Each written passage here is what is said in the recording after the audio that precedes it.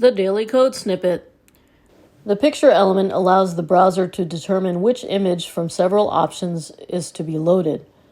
This functionality is useful under certain circumstances. The primary reason is art direction. We may want to load a different crop of an image or another image entirely depending on the type of screen on which it is displayed. And we may want to load a different type of image when an image format is not supported.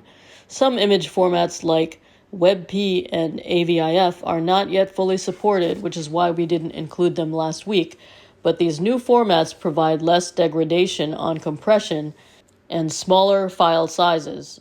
Lastly, responsive design. Now that we are interacting with the web on our desktops with large screens to our handheld mobile devices, our design needs to be flexible to look good on all these types of screens. Responsive design means that our website design changes with regards to its environment. We have to consider the speed of loading and would not want to load an image for a large screen onto a phone. Presented by Designers Learn Code.